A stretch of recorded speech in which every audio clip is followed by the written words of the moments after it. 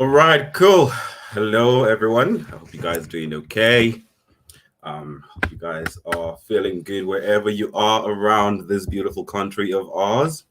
I know it's been a bit of a hectic time now with the COVID restrictions and all of that stuff. But I hope everyone's keeping positive, keeping their minds in the right place, keeping their routines going. I know it's winter, and I'm hearing that it's super cold and wet down in the Cape. It's quite dry here, and so it's a little bit more on the warmer side. So I think we're not doing too bad compared to the guys at the southernmost part of the country. But I hope you guys are doing well. Please check in. Let me know how you guys are doing today.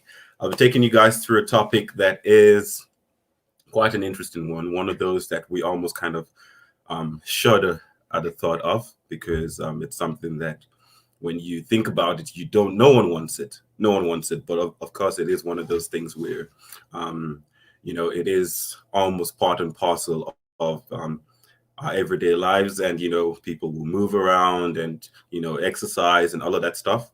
But we'll get into that. First of all, let me just say hi to you guys. Hello, Pat. Hello, Wilma, and hello, Karine. Hope you guys are doing good. If you guys are feeling great today, please check in. I'll give it probably about another 30 seconds or so, and then I will start the I'll start the ed. Hello, Miss Stradom. How you doing? Hope you guys are all warm wherever you are, keeping safe. Hello, Sharon. Let me know that you guys are keeping safe. We're in the height of the third wave. Obviously there's new restrictions, and everyone's obviously devastated by the fact that we're going into level 3. But it's one of those things where we just have to do the best to kind of get over this over this wave and get back to our normal lives. Hello, Shirley. Nice to see you guys in here nice and early. But all right, cool, guys. I'm going to be taking you guys through a topic that is one of those that we almost inevitably have to deal with, and one of those where even if you aren't active, it's something that could happen in your everyday life. And I'm taking us through injury management. Hey, Gugu, I hope you're doing good. All right, cool, guys. I think I'm going to start now. I hope the guys in the background are able to give me my little presentation that I was that I put together for this. It's a pretty simple one, nothing too intense. But yes, we're talking about injury management and, hot versus cold compresses. Hey, Nancy. I'm going to try my best not to be too distracted by everyone popping in. But yeah, we talked about injury management, and it's one of those things, it's one of those topics where when you think about it, the concept of injuries is something that we all kind of shudder at the thought of. We think about it as, we don't want it. Everyone's doing everything to make sure they avoid an injury. So you're stretching, you're working on your form, you're making sure you've done your warm-ups, you're trying not to ego lift, trying to make sure that you're getting proper recovery in. We're doing so many things to avoid injuries. But unfortunately, we're human.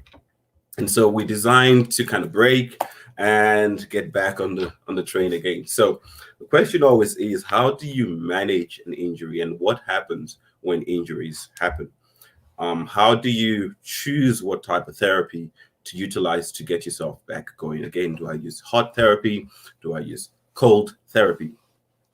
Well, to understand this, the first thing we need to understand is how injuries happen and how the body responds to injuries. What is the process of injury rehabilitation? And so I think we can move to the next slide. When we're talking about injuries, there are different types of injuries. We have acute injuries, we have chronic injuries.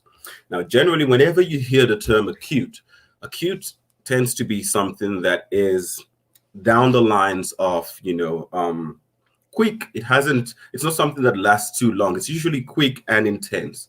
So an injury that you've gotten within the last 48 hours is likely still within the acute phases of the injury. And then chronic injuries are injuries that tend to feel like they're reoccurring. You feel that area and it just never goes away for sometimes weeks and weeks on end, sometimes months on end. And that's where you start to deal with chronic injuries. Generally, when you're talking about acute injuries, you're looking at injuries that are caused as a result of trauma. So say, for instance, you're walking down the road, and I know this is one of the most irritating things that happens to a lot of us. You're walking down the road and you're wearing a super pair of heels because you've been working out for the last 6 to 8 months. You've lived a proper routine. You're feeling good about yourself. You look great, and you're wearing this 6-inch heels. And as you walk in, your ankle does that thing that really irritates you, where it has that little bit of a bump, and suddenly you have a sprained ankle. That's an acute injury that's come as a result of trauma. You can have an injury that's come because of a fall. You were walking down the stairs, you had a bit of a slip, and boom, you have an injury, either a twisted ankle, you have a bruised knee, you have something that's happened to your shoulder. It's happened recently. And generally, this type of injuries tend to disrupt the normal functionality of the cells. So when an injury happens, or traumatic injury happens, generally what happens is the cells that constitute the tissue within the area of that injury usually are disrupted. So they either broken, or the protective layer around them is broken, leads to disruption, leads to leakage, and a lot of things along those lines. You also have overuse injuries, which happen when you repetitively stress an area with very little time for recovery. So these are the type of injuries that we generally see in runners who run every single day, people who exercise every single day and don't necessarily give themselves too much time to recover. Overuse injuries generally tend to be a lot more down the chronic side, although you can have acute injuries as well. And we have overload injuries. Now, just as the name sounds, when you have an overload injury, tends to happen to people who have generally almost kind of gone towards training for their egos rather than training for their bodies. Happens when people put on too much weight while they're training, or do too much that or more than they're capable of doing. And what happens is you have a sudden failure of that area. Now, understand that overuse injuries can sometimes cause overload injuries, because what's happened is you've kind of depleted the strength of this area due to the overuse, and suddenly what is normally a decent enough load for that area becomes a load that exceeds the amount of strength that area has. So you can have an acute or even a chronic overload injury as well. But here's where the magic that is the human body comes in. And, it's one of the reasons why I'm so almost nuts about the human body. And I can, generally talk about it for eons and eons at a time. Although for this talk, I'm going to try and make it as short as possible, take it right straight to the point.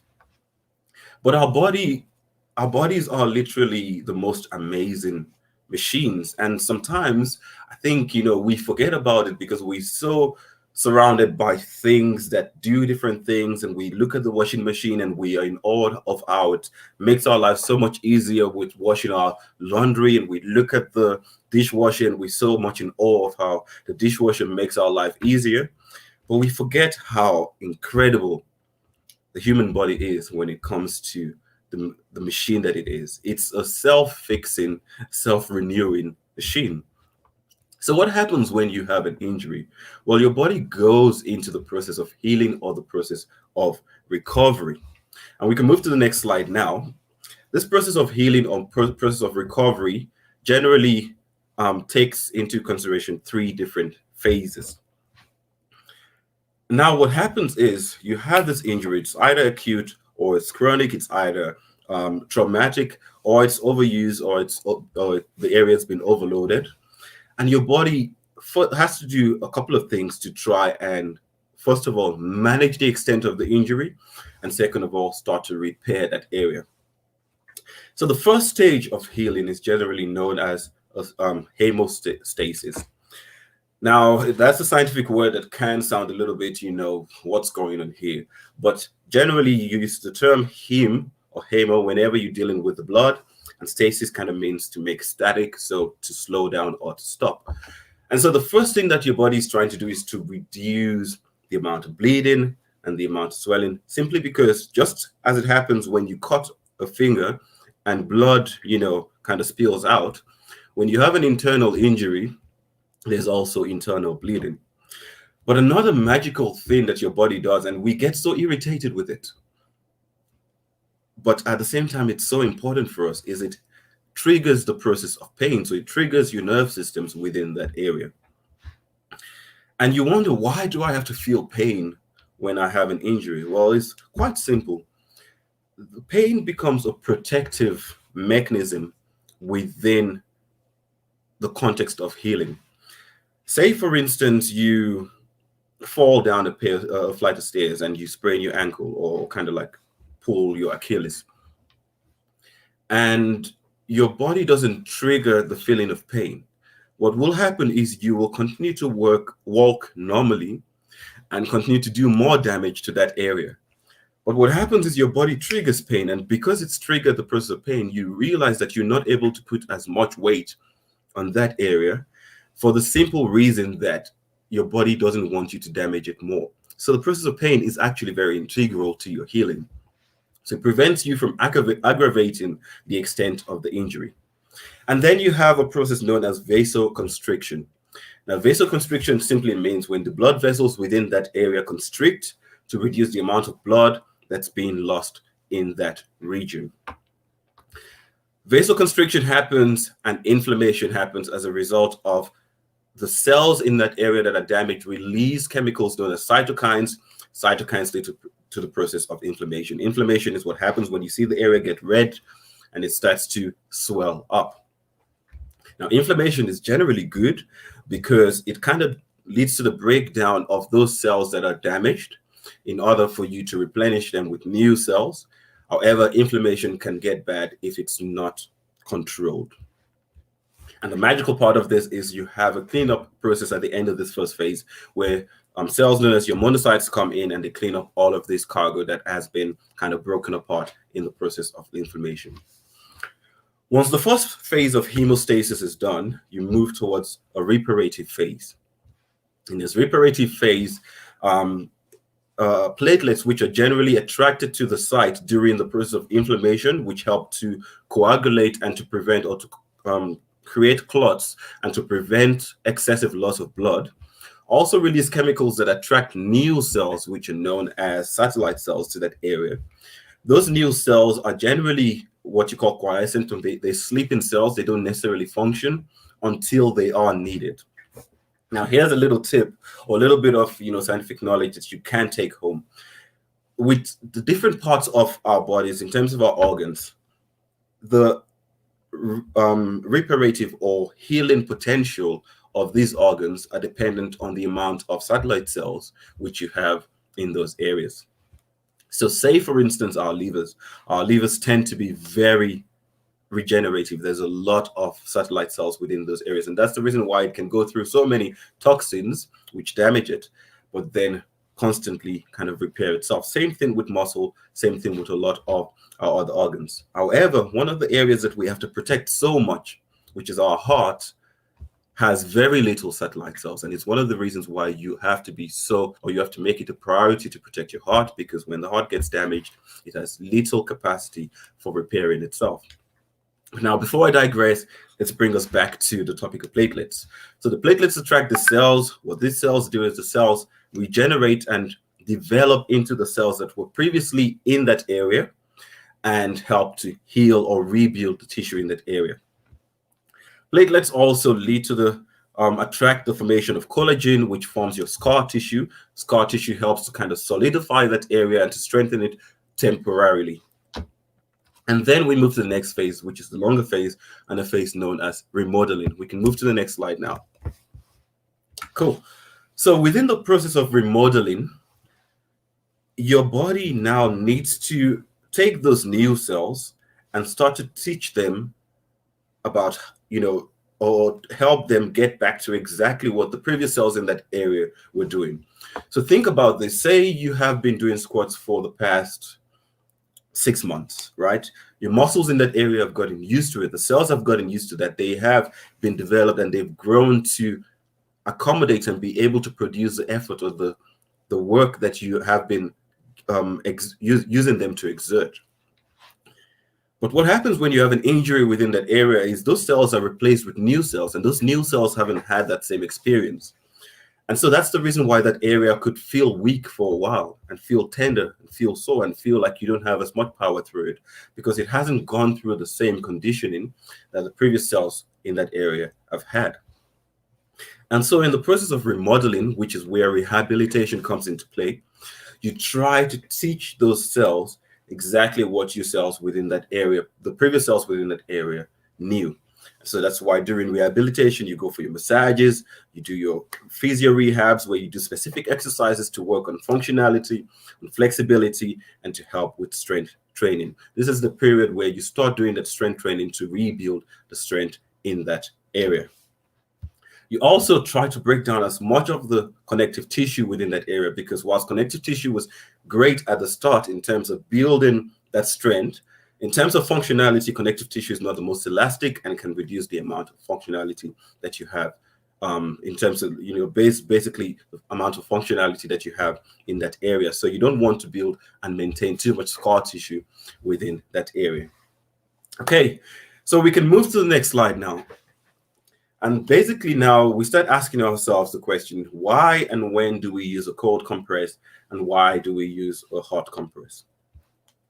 Well, I'm sure a lot of us have heard of the acronym RICE, pretty much rest, ice, compress, and elevate. So when you sprain your ankle, the first thing they tell you is to rest it. They tell you to apply some ice to it, to add a compression around it, and to elevate the ankle. Why is this?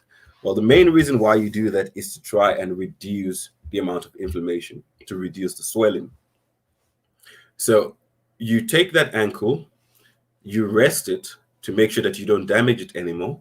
You add some ice, and what ice does is it slows down the amount of blood that flows into that area, as such reducing the amount of swelling and reducing the amount of inflammation. You compress it, and by compressing it, you also increasing the pressure within that area to force some blood backwards and to make sure that not too much blood is being lost within that area. And you elevate it as well to use the force of gravity in your favor and also drain some of the blood that would be causing the swelling in that area. Now, I mentioned earlier that inflammation is initially helpful. And what inflammation does is it helps with the swelling in that area. But the problem with excessive inflammation is that swelling can start to distort. The swelling can start to distort the healing process, because it's distorting the healthy cells within that area and starting to break down the healthy tissue within the area as well. So it becomes important that you have inflammation, you have swelling, but you have it only to a certain extent. And so ice helps with reducing the excessive amount of swelling and excessive amount of inflammation that can happen with an acute injury. It also helps with pain management. And so when you've had an acute injury, an injury that's happened recently, an injury where, the pain is still recent and it's, still swollen, the area is bruised, the area is still sore, ice becomes important, because it helps to reduce the amount of inflammation and make sure that the extent of the damage is not much more than it should be. However, we want to make sure that we're not applying ice to broken skin, and we're not applying it for extended periods of time. And we also don't want to apply ice directly to skin. You want to apply ice for a period of about 10 minutes and then let the skin recover again for probably about 30 minutes. And you want to do the ice therapy, say 1 to 3 times during the day. Again, ice therapy is a lot more beneficial in acute injuries or injuries that have happened recently, injuries that are still within that phase where they are still swollen. We can move to the next slide now. The next slide pretty much talks about hot compresses. Cool. So hot compresses or heat therapy. Now, we know when we're talking about heat therapy, you're talking about your heat patches, your hot water bottles, heat wraps. The people use moist heat, such as your deep heats and the likes. And the main purpose of heat therapy or heat compresses is to help improve circulation within that area. So think of it as the opposite of your ice compress. Now, your ice helps to reduce the amount of swelling, reduce the amount of blood that flows into that region. But your heat does the exact opposite, and it increases the amount of blood that flows into that region. So as you can see, it becomes a lot more important that you do not utilize heat therapy when an area is swollen or an area is still having a lot of inflammation, because what you will be doing in that situation is triggering that inflammation and in or excavating the extent of inflammation that that injury is going through. And so heat therapy becomes more important when you're dealing with chronic injuries. So injuries that you've been dealing with for a long period of time, the areas are no longer dealing with the inflammation, but like injuries that have become a bit of a niggle. So you have a shoulder that you sprained a while back, and it just hasn't completely healed. It still feels sore every now and then. Then you use your heat pack to send blood into that area. You massage it to try and break down some of the scar tissue. And what does that do? It reignites the healing process again and helps you to make or to heal that place a little bit more efficiently. So you avoid heat therapy for acute injuries, open wounds, and when you have damaged skin or dermatitis. But when you have a chronic injury that's happened for a long period in time, you add your heat therapy to try and help with the re-healing of that area. You can also alternate heat and ice as well to try and induce the inflammation, but ensure that that inflammation doesn't become dysregulated as well. And so these are the main situations where you use heat therapy or ice therapy. A take-home message I would say is, when you're dealing with an acute injury, something that's happened in the last 48 hours and still swollen, you use your ice. When you're dealing with a chronic injury that's lasted a duration in time and seems to be a niggle that you are dealing with over a prolonged period in time, you use your heat therapy.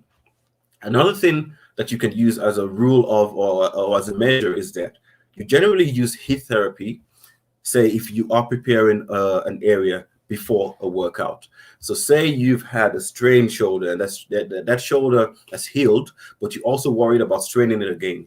Then you can use heat therapy to get that area warmed up, to get the blood circulating there properly, and it can help prevent injuries. Whereas if you use the ice therapy before the workout, you could actually be predisposing yourself for a re-injury of that area.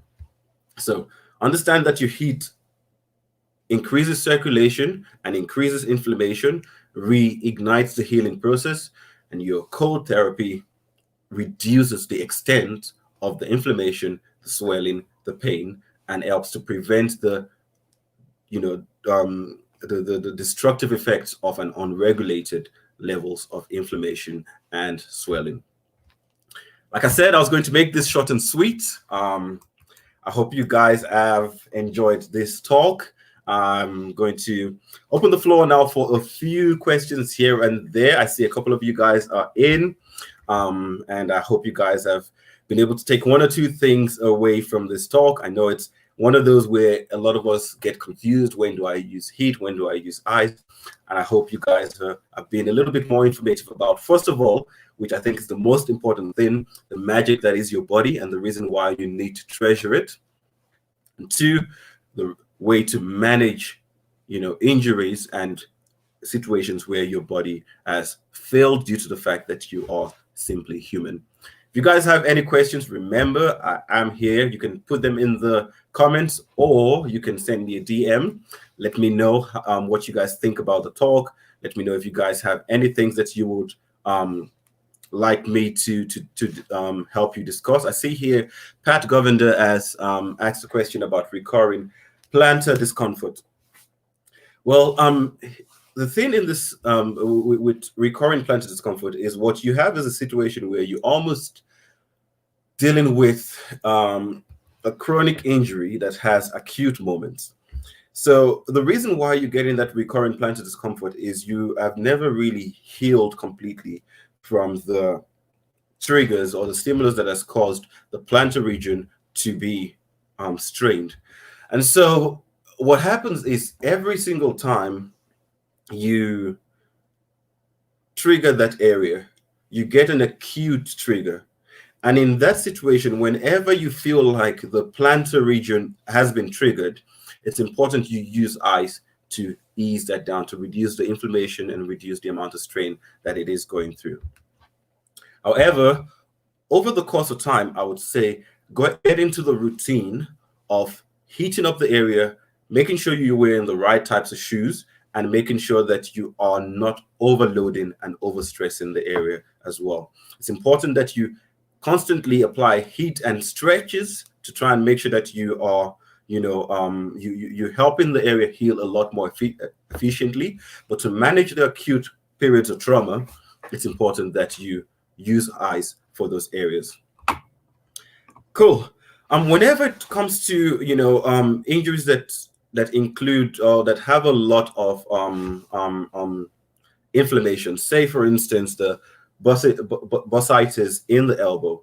In that situation, I would say the first thing you want to do is to try and make sure that you're managing the triggers. So I would say, first of all, and that's the reason why you've most likely had, and this is a question from Shirley, the reason why you've most likely had that is because you were using very heavy weights and maybe not concentrating on your form as much, and you were overextending your elbows. So what you want to do in this situation is to make sure that, again, when you have the trigger, when the elbows is very sore, you can use ice to help reduce the amount of strain, but you want to warm up your elbows very extensively and keep them warm during the period of the workouts. And that's why I always recommend to people to utilize their knee braces when they're working out and utilize the elbow braces as well. I know a lot of us feel like, using knee braces and using elbow braces and the likes are for old people, but those things are very important. They keep those joints warm, and they also help to protect against the amount of tensile strain or tensile stress that they are going through. So utilize an elbow brace whenever you are working out. Warm up the area, use some deep heat or heat patch before you work out. Make sure that area is warm and there's blood flowing through it before you do any exercises within that involve straining that area. And then when you have any flare-ups, you can use ice to reduce the amount of strain.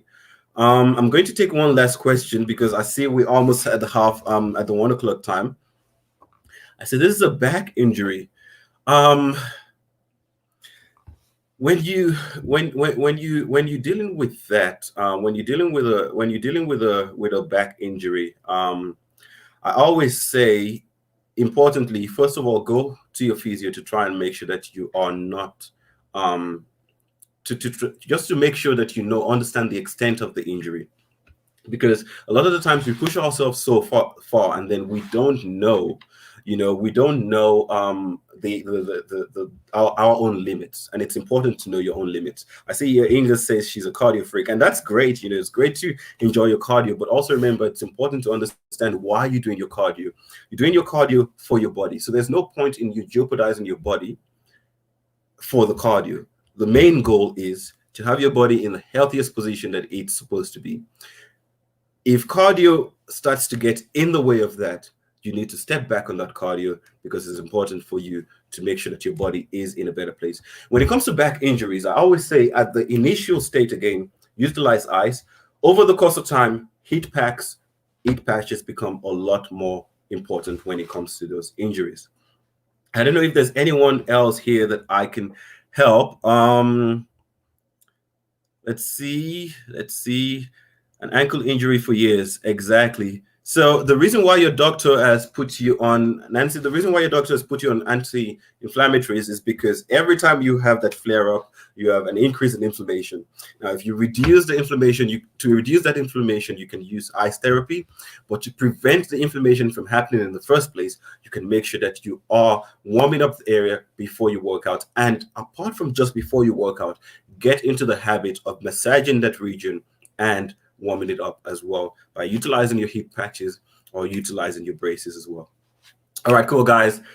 It's 1 o'clock now. I'm gonna have to jump real quick. I hope you guys have enjoyed this chat. I know there's probably a couple of other questions that I haven't got into, so please just leave them in the comments. I'll go through them a little bit later on. Remember, you can send me a DM, and also on my Facebook and Instagram page, I talk about a couple of injuries, and I also go into detail on the different muscles that we have and ways to ensure that, or their functions, and ways to ensure that we aren't overstraining them or underutilizing them. So you can always catch me on there, send me a DM, and I will be very happy to help. I hope you guys have enjoyed today's talk. I hope you guys are having a superb day. Thank you guys so much for listening to me, and I will catch you guys on the other side. All right, guys.